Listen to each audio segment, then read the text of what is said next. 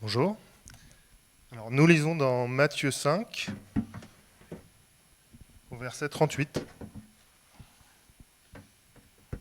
Versets 38 à 48.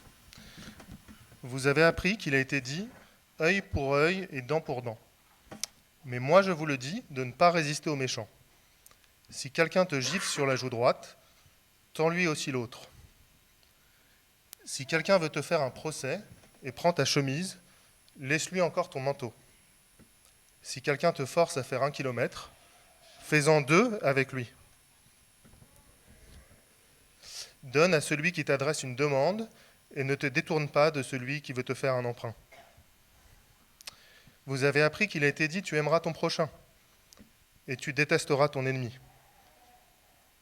Mais moi je vous dis « aimez vos ennemis, bénissez ceux qui vous maudissent, faites du bien à ceux qui vous détestent et priez pour ceux qui vous maltraitent et qui vous persécutent, afin d'être les fils de votre Père céleste.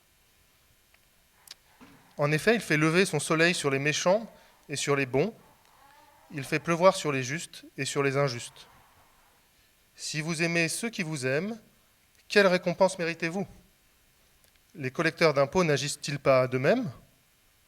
Et si vous saluez seulement vos frères, que faites-vous d'extraordinaire ? Les membres des autres peuples n'agissent-ils pas de même ? Soyez donc parfaits, comme votre Père céleste est parfait. Bienvenue à l'Église Connexion. On est très heureux de vous avoir parmi nous ce matin. Merci à l'équipe de Louange. Je sais ce que c'est que de galérer avec la technologie, donc merci beaucoup de votre sang-froid dans une situation stressante. On est très heureux d'avoir tout le monde parmi nous ici et de louer notre Seigneur ensemble. Pour commencer, juste pour nous mettre un petit peu dans le contexte, je ne sais pas combien d'entre vous ont vu la série les films de la série John Wick. Ne levez pas les mains nécessairement, mais je ne les recommande pas pour tout le monde. Ils sont très violents tous. Mais l'histoire centrale de ces films, bizarrement, a un lien avec notre texte d'aujourd'hui. Je vais juste spoiler les 5 premières minutes du premier film. D'accord ? Dans ces films, John Wick est un assassin retraité et sa femme meurt d'une maladie rare. Cette femme lui donne comme un dernier cadeau d'au revoir pour lui. Elle lui offre un petit chiot, mignon comme tout. Quelques jours après l'enterrement de sa femme, une sorte de voyous entre dans sa maison. Ils le battent, ils cassent tout dans sa maison, ils volent sa voiture et ils tuent son chien. Alors John Wick, fou de rage, après avoir perdu la seule chose qui lui restait de sa femme, commence à prendre sa revanche contre cette bande de manière horrible. Si ça vous paraît ridicule, vous avez raison, c'est tout à fait ridicule. Mais quand on regarde le film, on comprend un petit peu pourquoi on ferait quelque chose comme ça. On éprouve de la pitié pour cet homme et donc on prend une sorte de plaisir pervers à le regarder faire tout ce qu'il fait, peu importe à quel point c'est horrible et violent, au nom de sa vengeance qu'on a l'impression est bien méritée.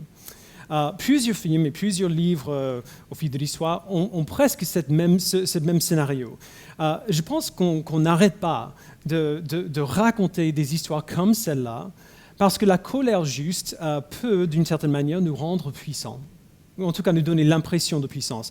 La victime est rendue capable de faire quelque chose qu'elle ne ferait pas normalement parce que dans cette situation, ça nous paraît juste. C'est mérité. Et ça nous fait du bien de savoir que les méchants ont reçu ce qu'ils méritaient. Ça nous fait du bien en tout cas jusqu'à ce qu'on se rappelle que dans notre histoire, c'est nous qui sommes les méchants. Dans ce dernier passage du chapitre 5, de l'évangile de Matthieu, Jésus nous donne 2 derniers exemples du point qu'il fait depuis presque 30 versets maintenant. Il a dit à ses disciples qu'ils doivent être sel et lumière dans ce monde, c'est-à-dire qu'ils doivent préserver et présenter le message et le caractère de son royaume à ce monde. Et il a dit qu'on fait cela quand on ne se contente pas d'obéir à un standard de comportement selon lequel on peut faire les bonnes choses sans pourtant être les bonnes personnes. Il nous appelle à une obéissance plus profonde que cela. Et il se sert depuis un moment de cette formule verbale. Il dit « vous avez appris que », et puis il cite un commandement que tout le monde connaît, et puis il dit « mais moi je vous dis que », et il interprète ce commandement différemment d'eux, mais correctement. Dans chaque cas, il prend un principe que les disciples pensent connaître, et il le retourne pour montrer que si obéir à la loi et tout ce qu'ils font, ils ratent le cible.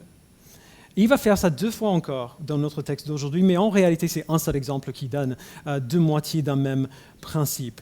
Donc, le premier exemple qu'il donne est celui de la rétribution contre quelqu'un qui nous fait du mal, ou plus précisément, la justice contre cette personne. Donc, verset 38, on a lu « Vous avez appris qu'il a été dit, œil pour œil et dent pour dent. » Alors, arrêtons là juste un instant. C'est pas logique, ça? Œil pour œil, dent pour dent. C'est comme ça que les enfants pensent à la justice. On les frappe, ils frappent. On les mord, ils mordent. Et ils pensent comme ça parce que c'est ça qui nous paraît juste. Et en fait, c'est juste. On veut que que le monde fonctionne comme ça. Si quelqu'un nous fait du mal ou veut qu'ils aient, nous on veut qu'ils aient mal de la même manière. On veut qu'ils sachent ce que ça fait que de souffrir comme ça. La loi de Moïse avait une provision pour cela aussi, on la trouve dans Exode 21, Lévitique 24, Deutéronome 19, c'est ça que Jésus cite ici. Le contexte plus large, quand on lit ce commandement dans le contexte de ces livres, montre qu'on ne devait pas prendre cette loi littéralement à chaque fois. C'était un principe basé sur la dignité de la vie humaine, créée à l'image de Dieu et qui prévoyait des réparations pour le mal qui est commis. Donc ces commandements existaient comme un avertissement pour empêcher les Israélites de se faire du mal les uns aux autres. Mais qu'en est-il de la personne à qui le mal est fait? Il serait facile d'utiliser ce concept d'œil pour œil, dent pour dent, comme une arme, de commencer d'une certaine manière à réfléchir comme un bourreau. C'est juste, et donc c'est ça que je vais faire. Il m'a fait ça, et donc je vais lui refaire le même coup. Et si je ne peux pas faire cela, au moins je vais nourrir ma rancune jusqu'au bout, parce que ma rancune est bien méritée quand même. Genre, j'ai raison d'avoir ce sentiment-là. Mais cette loi n'existe pas pour produire cette attitude, et on le voit si on lit dans le contexte. C'était un moyen de protéger la société de manière large d'Israël, et pas pour dire aux individus comment ils devaient se comporter les uns avec les autres. Et si on regarde au reste de la loi et le type de personne que Dieu voulait que son peuple devienne, on voit cela assez clairement. Et donc Jésus nous donne ce rappel. Il dit même si, entre guillemets, œil pour œil, dent pour dent est juste, ce n'est pas nécessaire à chaque fois et ne devrait pas être notre instinct. Notre instinct, en fait, devrait aller dans le sens contraire. Donc, verset 38 encore, « Vous avez appris qu'il a été dit, œil pour œil et dent pour dent. Mais moi, je vous dis de ne pas résister aux méchants.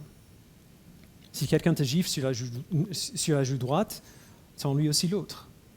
Si quelqu'un veut te faire un procès et prendre ta chemise, laisse-lui encore ton manteau. Si quelqu'un te force à faire 1 kilomètre, fais-en 2 avec lui. » Alors, est-ce qu'on peut juste être honnête un instant et admettre à quel point ça nous paraît fou, ce qu'il dit? Juste ridicule. Quand on entend cela, ça nous semble pas seulement faible, mais stupide d'agir comme ça. Ça va à l'encontre de tout ce qu'on a appris sur ce que c'est que d'être fort. Et en plus d'être l'inverse de ce qu'on pense quand on pense à la force, c'est injuste.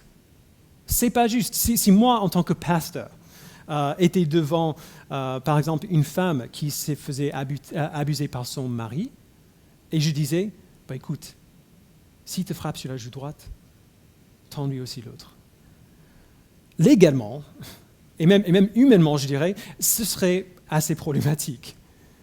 Il est important de nous rappeler que Jésus n'essaie pas de donner un consigne à prendre littéralement pour quand on se fait battre par quelqu'un. Il essaie de nous former à une certaine attitude, une certaine réponse instinctive à l'injustice. Il sait que notre instinct naturel essaie de vouloir nous faire justice à tout prix nous-mêmes. Et il a besoin de le dire parce que, à vrai dire, si on prend le temps d'y réfléchir un peu, nous ne voulons pas la justice. Nous ne voulons pas que la justice soit faite. Quand elle est dirigée vers les autres, oui, mais imaginons un instant que la justice est dirigée vers nous, que c'est nous qui avons péché, et c'est vers nous, et c'est nous qui allons être du côté de recevoir la justice. Et imaginons que celui qui fait justice contre nous n'est pas un autre être humain comme nous, mais Dieu lui-même. Nous nous sommes rebellés contre le Dieu et le Créateur de toutes choses. Si nous recevons la justice, nous allons nous trouver non pas face à nos adversaires, mais face au Dieu de l'univers contre qui nous sommes rebellés. La justice verrait Dieu dans sa capacité de juge juste et tout-puissant qui déverse sa colère sur nous pour toute l'éternité pour notre rébellion contre lui. C'est ça, la justice. Ça, ce serait juste. Mais ce n'est pas cela que nous recevons. Et ce n'est pas ce que Jésus a reçu non plus. On a reçu la vie, il a reçu la mort. On a reçu l'adoption, il a reçu le rejet. Nous ne voulons pas la justice, en tout cas pas selon nos standards. La justice que nous cherchons naturellement n'est pas le type de justice que nous donnerions. La justice que nous cherchons vraiment, même sans le savoir peut-être, c'est la justice de Dieu lui-même. C'est une justice qui est tempérée par la connaissance et la sagesse, qui sait quand donner la justice et comment donner la justice. C'est une justice qui est tempérée par l'amour, qui sait que parfois, pour des raisons qui sont à lui, nous donner ce que nous méritons n'est pas toujours ce qu'il y a de plus beau. L'attitude que nous devrions nourrir dans notre cœur n'est pas une attitude de colère contre ceux qui nous ont fait du mal, peu importe combien cette colère est juste. L'attitude que la loi de Dieu est censée produire en son peuple, c'est l'attitude dont nous avons été bénéficiaires de sa part. C'est l'amour et la générosité. Quand Jésus dit « Si quelqu'un te gifle sur la joue droite, tends-lui aussi l'autre », il nous dit d'être généreux. Parce qu'en ce moment-là, nous montrons à nos ennemis, non pas ce qu'ils veulent ou ce qu'ils méritent, mais ce qu'ils ont besoin de voir. Ce qu'ils ont besoin de voir plus que tout. Nous leur montrons la beauté de l'humilité plutôt que la punition ou la colère qui cherche à produire en nous. Donner à quelqu'un ce dont il a vraiment besoin, c'est la définition même de la générosité. C'est cela que Christ a fait pour nous et c'est à cela qu'il nous appelle. Et il va plus loin encore. La générosité envers ceux qui nous font du mal est déjà difficile.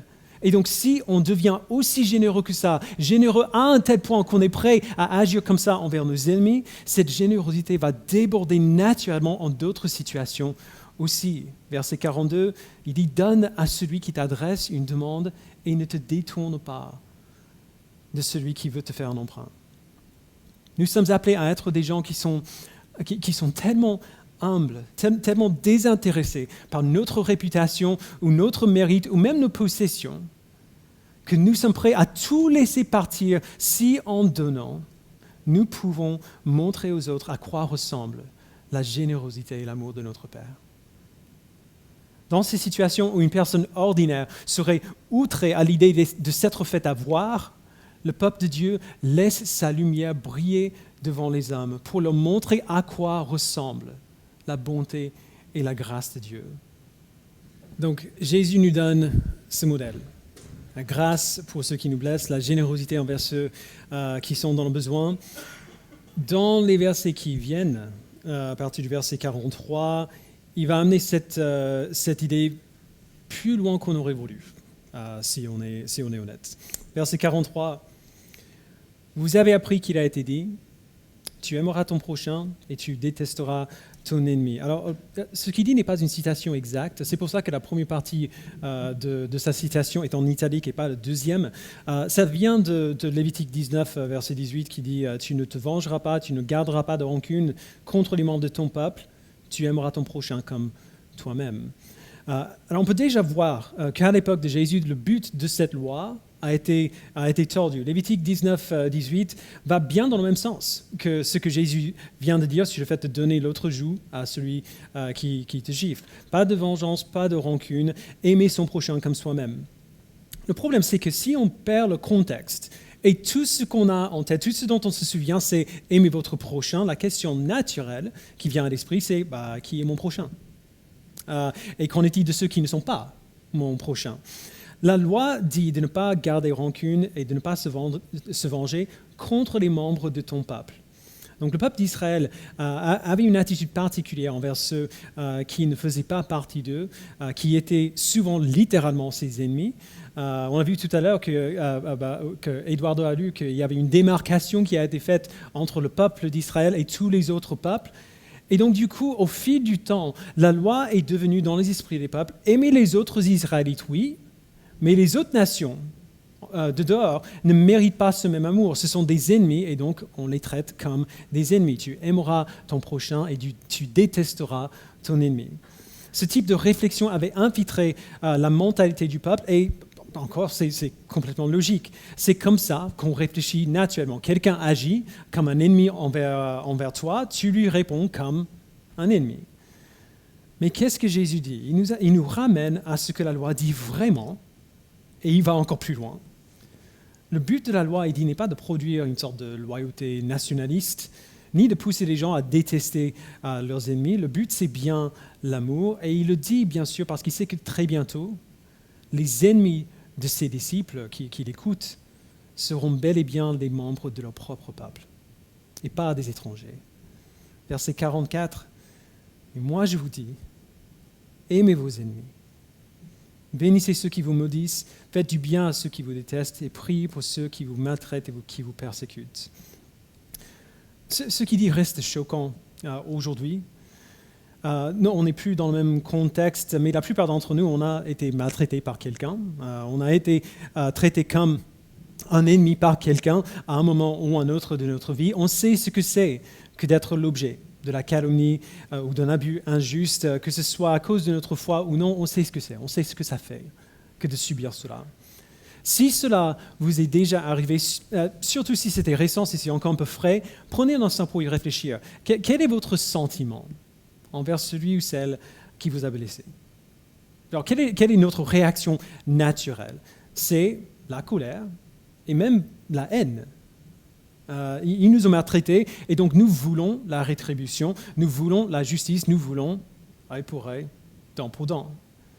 Mais encore une fois, notre justice n'est pas celle de Dieu. Plutôt que de nourrir notre haine, nous sommes appelés à faire un truc qui nous semble tout aussi fou que ce que Jésus vient de dire, à aimer nos ennemis, à prier pour ceux qui nous persécutent.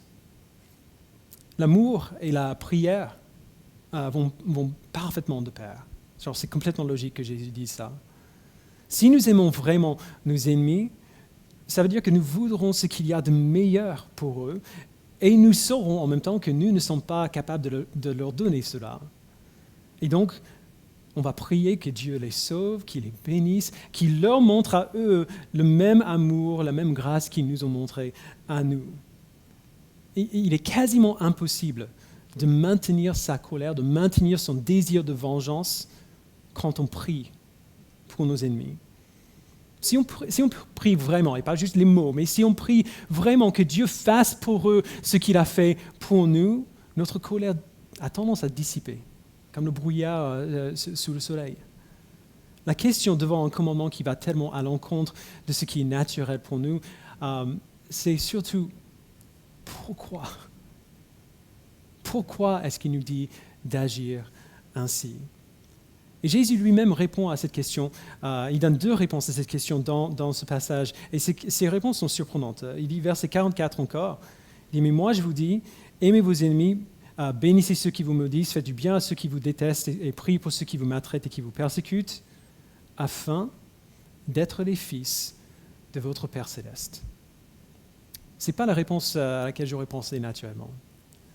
Tim Keller a raconté l'histoire fictive du roi d'un vaste royaume qui a décidé un jour d'adopter un pauvre orphelin de la rue.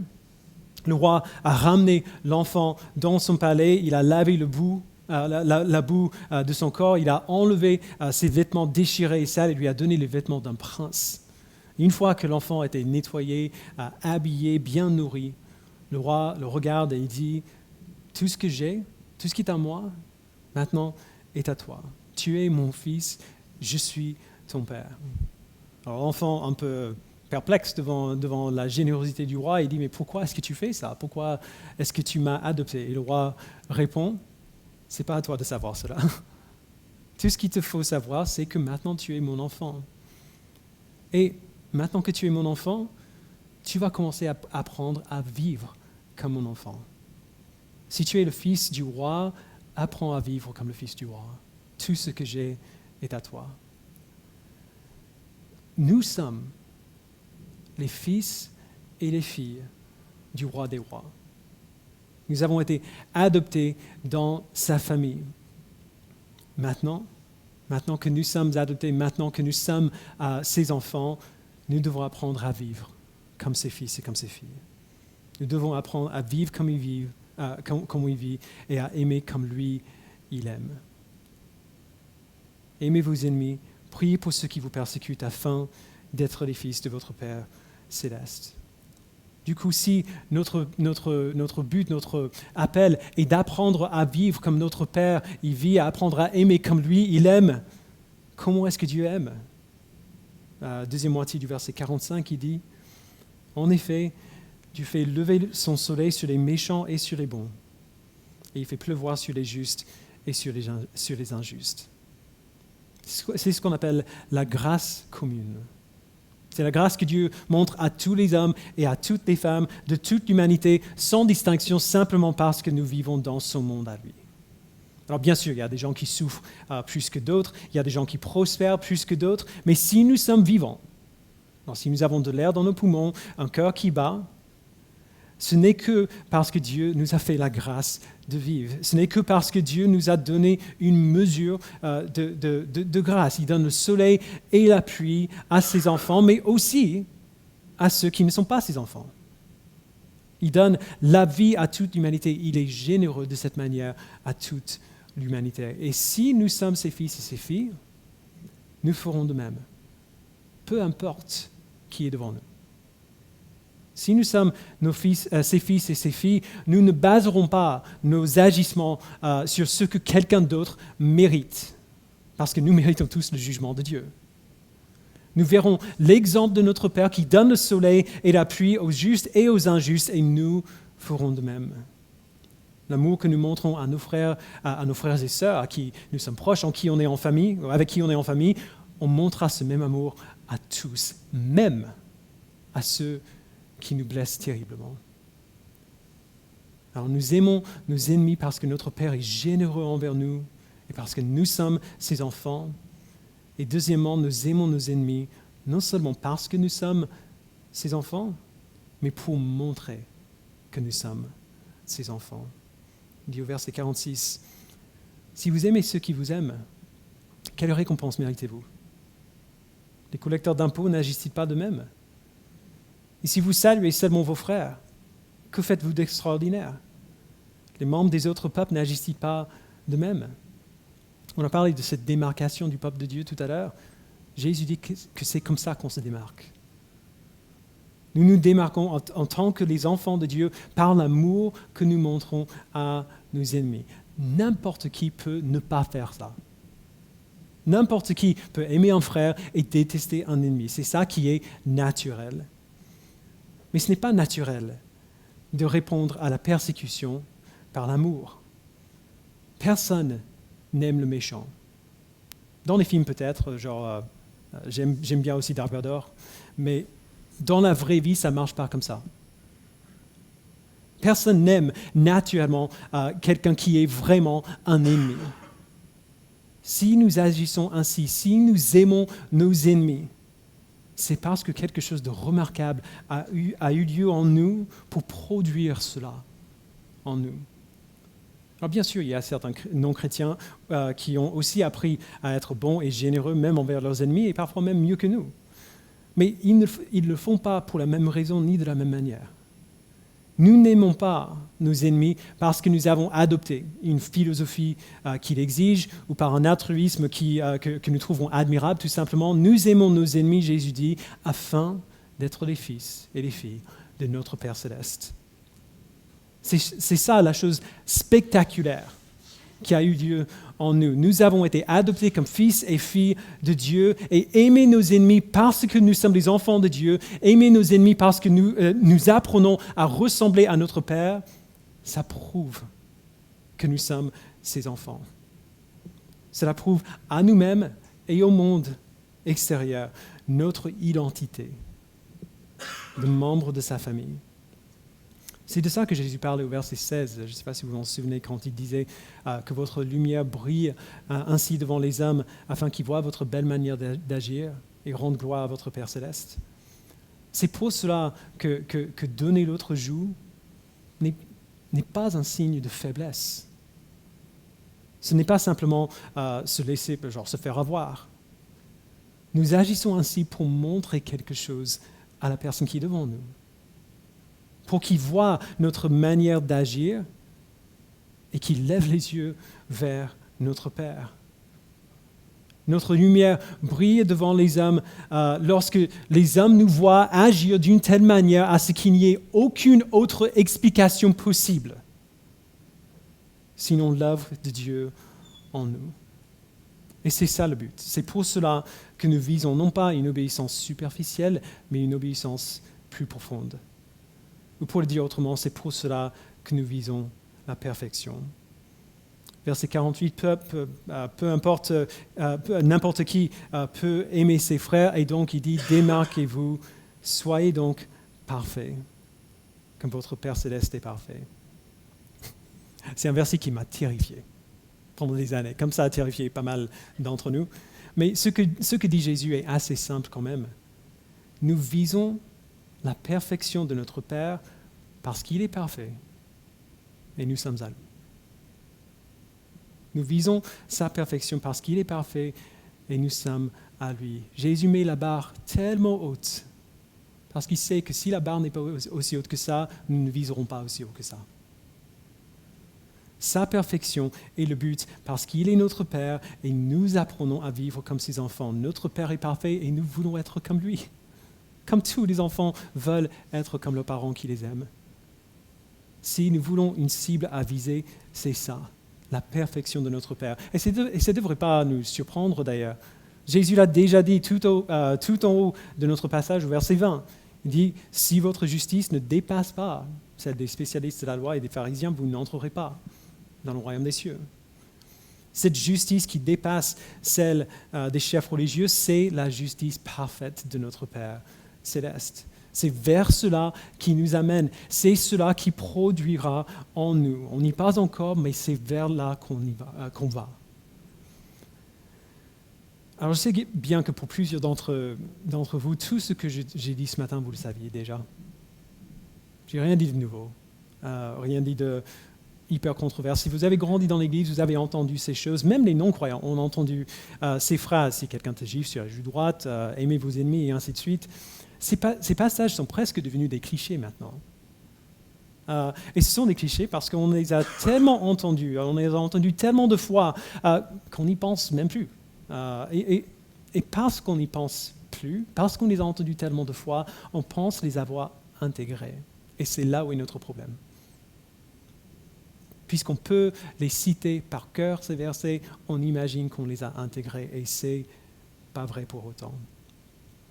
Quand l'apôtre Paul écrivait sa première lettre aux Corinthiens, il adresse un problème qu'ils avaient, des chrétiens poursuivaient d'autres chrétiens en justice, genre en tribunal. Paul en parle au début de 1 Corinthiens 6, et puis au verset 7, quand on le lit, on peut sentir son incrédulité devant la situation. Il dit, c'est déjà pour vous un échec complet d'avoir des procès les uns avec les autres. Pourquoi ne supportez-vous pas plutôt une injustice? Pourquoi ne vous laissez-vous pas plutôt dépouiller? Alors, bien sûr, le contexte est différent de notre sujet d'aujourd'hui, mais je le mentionne parce que plusieurs chrétiens n'accepteraient même pas de considérer cela comme une possibilité. Hors de question. Hors de question. Plusieurs chrétiens ne considéraient jamais l'idée de simplement laisser le méchant gagner. Laisser le méchant impuni, au moins pour le moment. Ça ne fait rien que Dieu ait dit qu'il jugera tout le péché. Ça fait rien que Dieu ait dit que la vengeance lui appartient et n'appartient pas à nous. Si une injustice est commise contre moi, je n'accepte pas, je ne me ferai pas avoir. Ces chrétiens citent « Tends aussi l'autre joue, aimez vos ennemis avec joie », parce que ce sont des phrases qu'on entend tellement souvent dans le christianisme qu'on n'y pense même plus. Mais est-ce qu'on vivra vraiment comme ça? Pour plusieurs d'entre nous, j'ai de très gros doutes. Nous nous défendrons jusqu'au bout, parce que nous n'arrivons pas à concevoir ce que ce serait de ne pas nous défendre. C'est juste impensable. Mais ce n'est pas un accident que Jésus met ces deux choses ensemble. Tendre l'autre joue et aimer ses ennemis, c'est la même chose. Ce sont deux variations sur un même thème. Et si on continue de lire le reste de l'Évangile, on réalise rapidement que Jésus ne donne pas simplement un principe ici, genre un bon principe de vie, il annonce ce qui va bientôt arriver. Il nous dit quelle sera la suite de son histoire. Il dit « Tends lui aussi l'autre joue, aimez vos ennemis ». Et si vous voulez savoir à quoi cela ressemble en réalité, en concret, continuez de m'observer parce que c'est exactement ce que je vais bientôt faire pour vous. Jésus est allé bien au-delà de ce qu'il dit dans ce passage. Il a aimé ses ennemis à un tel point que non seulement il leur a donné l'autre joue à frapper, il leur a donné sa vie. Et qui étaient ses ennemis? L'apôtre Jacques nous dit dans Jacques 4:4, « Ne savez-vous pas que l'amour pour le monde est synonyme de haine contre Dieu? Celui donc qui veut être l'ami du monde se fait l'ennemi de Dieu. » Alors, juste pour que ce soit aussi clair que possible, il n'y a absolument personne dans cette pièce qui n'a pas aimé le monde. C'est-à-dire qui ne s'est pas mis à côté de ceux qui ne connaissent pas Dieu, aimer ceux qu'ils aiment et rejeter Dieu comme ils rejettent Dieu. Nous sommes tous, sans exception, coupables de cela. Dans notre nature humaine pécheresse, nous sommes tous des ennemis, actifs et hostiles contre Dieu. Et donc les ennemis de Christ n'étaient pas seulement ceux qui criaient pour sa condamnation, ce n'étaient pas seulement ceux qui essayaient de le piéger pour pouvoir l'accuser, ce n'étaient pas seulement ceux qui l'ont cloué à la croix. On a vu tout à l'heure dans Romains 5 un écho juste merveilleux de ce que Jésus dit ici. En effet, lorsque nous étions encore sans force, Christ est mort pour les pécheurs au moment fixé. À peine mourrait-on pour un juste, peut-être accepterait-on de mourir pour quelqu'un de bien. Mais voici comment Dieu prouve son amour pour nous. Alors que nous étions encore des pécheurs, Christ est mort pour nous. Il est mort pour ses ennemis. Christ nous a tendu l'autre joue, parce que c'est notre péché qui a envoyé la frappe. Christ nous a aimés, alors qu'on était ses ennemis. Il a montré son amour pour nous en mourant pour nous, en prenant la condamnation que nous méritions absolument en tant que ses ennemis, en étant généreux envers nous, en nous donnant sa vie parfaite. Donc, cette semaine, regardez de nouveau à ce passage de ce matin dans sa totalité. Il n'y a pas une seule chose que Jésus dit dans ce passage qu'il n'a pas d'abord fait lui-même. Quand il dit, si quelqu'un te gifle sur la joue droite, tends lui aussi l'autre. Aimez vos ennemis, priez pour ceux qui vous détestent. C'est ce qu'il a fait d'abord. Il ne nous demande strictement rien qu'il n'est pas prêt à faire lui-même et qu'il n'a pas fait lui-même. Alors si nous savons ce que Christ a fait pour nous, si nous savons ce que nous avons en lui et comment il nous a aimés alors qu'on était ses ennemis, comment est-ce possible même d'imaginer compter œil pour œil et dent pour dent? Comment est-ce possible pour nous d'imaginer aimer ses amis et détester ses ennemis, de maintenir l'amertume et la colère contre ceux qui nous ont blessés, alors que Christ a bien plus de raisons pour nous détester, mais il nous a plutôt aimés jusqu'au point de mourir pour nous. Voilà l'appel qu'il a placé pour nous. Voilà l'amour parfait auquel il nous appelle parce qu'il nous a aimés le premier. Tout ce qu'il nous demande de faire ici, il l'a fait pour nous d'abord. Alors comme vous savez, je prêche plus ou moins le même message depuis 5 semaines maintenant.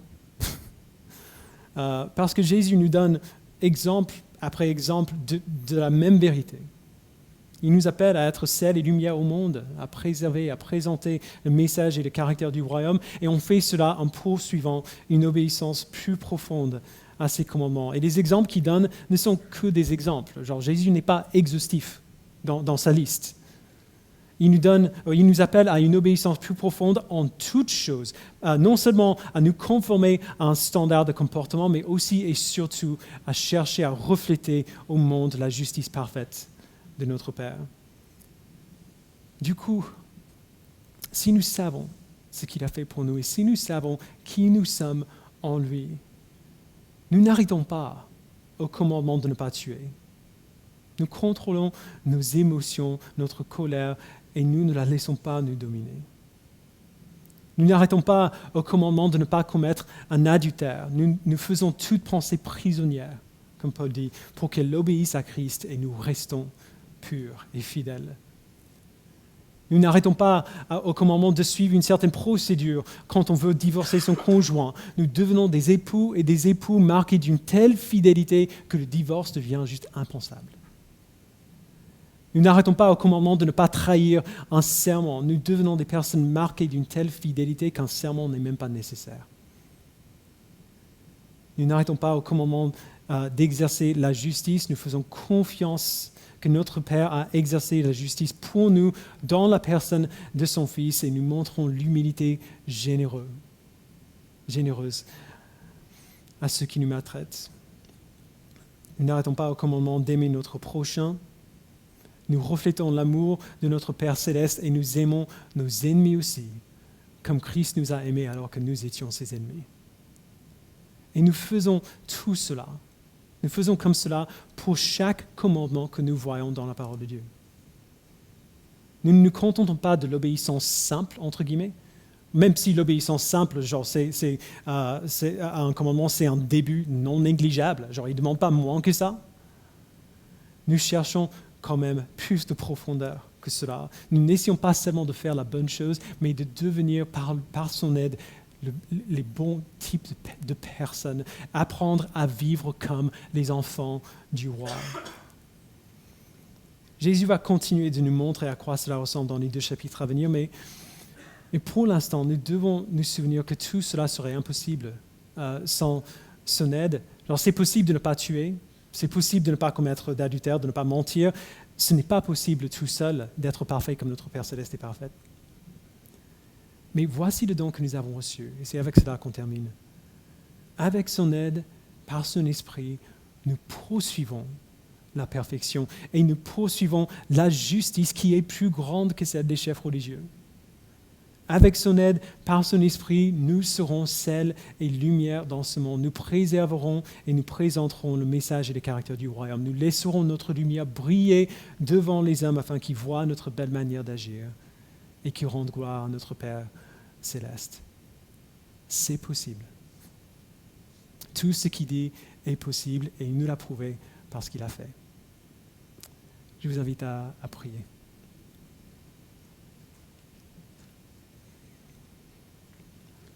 Père, devant un tel appel, nous nous sentons totalement impuissants. Et en nous-mêmes, nous le sommes totalement. Nous ne pouvons pas, par nous-mêmes, aimer nos ennemis. On peut aimer nos amis, on peut aimer ceux qui nous aiment, mais aimer ceux qui nous font du mal, par nous-mêmes, ce n'est pas possible. Pas si on parle de l'amour que tu nous as montré. Mais Père, en ton Fils, tu as ouvert la voie à ce que nous soyons pas simplement en règle, entre guillemets, avec toi, mais réconciliés pleinement et totalement avec toi, adoptés comme tes fils et comme tes filles. Et maintenant que nous sommes tes fils et tes filles par ton esprit, tu nous transformes. Tu nous rends conformes à l'image de ton Fils. Tu nous fais devenir comme notre Père. Tu fais naître en nous, tu fais grandir en nous un air de famille. Et donc, Père, je prie, surtout si on se sent un peu déstabilisé devant un commandement tellement difficile, je prie que tu nous donnes de regarder ton Fils et de savoir que ce n'était pas plus facile pour lui. Le fait qu'il soit le Fils de Dieu a rendu les choses encore plus difficiles. Parce qu'il était entouré à tout moment par le péché et par la tentation, et à chaque fois, il a résisté à la tentation jusqu'au bout. Nous ne savons pas ce que ça fait. Permets-nous, Père, de regarder à l'exemple de notre grand frère Jésus-Christ et de savoir que l'esprit qui a animé Christ à vivre comme il a vécu, ce même esprit habite en nous. L'esprit qui a ressuscité d'entre les morts, c'est ce même esprit qui nous a sauvés et qui vit en nous et qui nous transforme. Et donc, c'est possible. Ne permets jamais, Père, à ce que nous soyons défaitistes devant tes commandements. Donne-nous du courage de savoir que c'est possible de vivre pour toi. Et non seulement c'est possible, c'est une joie. C'est une joie que nous n'arrivons même pas à concevoir. Donne-nous une telle espérance dans cette joie, Père, que nous poursuivons ta ressemblance jusqu'au bout, coûte que coûte. Merci, Père, pour ton Fils qui a rendu tout cela possible pour nous. C'est en son nom que nous prions. Amen.